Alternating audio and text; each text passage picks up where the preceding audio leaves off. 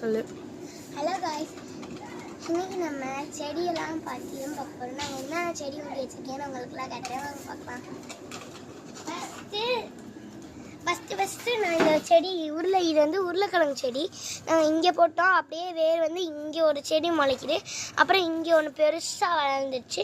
நான் டெய்லி இதுக்கு வாட்ரு போர் பண்ணுவேன். லைட்டாக தொட்டால் கூட அசையாது.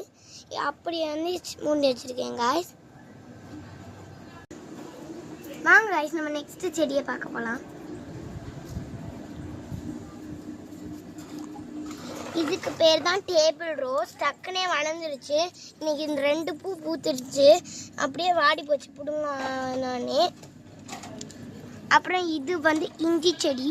இந்த ஆற்று மணலில் ஊறும். இதை வந்து 2 இதுலேயும் மண்புழு இருக்கும், அதுலேயும் மண்புழு இருக்கும். அந்த மாதிரி இடத்துல தான் நாங்கள் பார்த்து தோண்டி வச்சுருந்தோம். மண்புழு இருக்க இடத்த போட்டிங்கன்னா பெருசாக வளரும். நல்லா அதனால தான் உருளைக்கிழங்கு பெருசாக வளர்ந்துருக்கு. நீங்களும் மண்புழு போட்டு வளங்க. இது வந்து இஞ்சி செடி. தெரில காய்ஸ். வாங்க காய்ஸ், இப்போ நம்ம மொட்டை மாடியில் இருக்க செடி பார்க்க போகலாம்.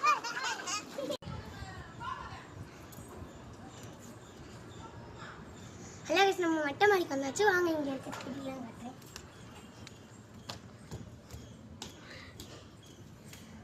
இது ஒரு ரூம் மாதிரி இருக்குல்ல, இது வந்து வேர் போட்டிருக்கோம். இது ஏன் சன்லைட்டில் வைக்கலைன்னா சன்லைட் இதுக்கு தேவைப்படாது. இது வந்து வேர் போட்டிருக்குங்க பாய், பாருங்கள். இதுக்கும் வேர் போட்டிருக்கு.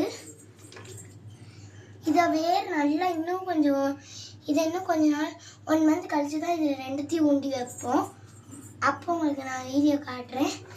இன்னைக்கு வந்து ஒரு ஊண்டி வச்சோம். இன்னைக்கு வந்து இதுதான் ஊண்டி வச்சோம்.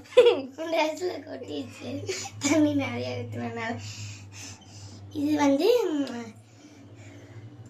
கொரியாண்டர். இன்னைக்கு தான் ஊண்டி வச்சோம்.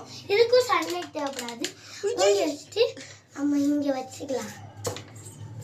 ஆமாம் காய்ஸ், நாங்கள் நிறையாவே ஊண்டி வச்சுருக்கோம். Thank you guys.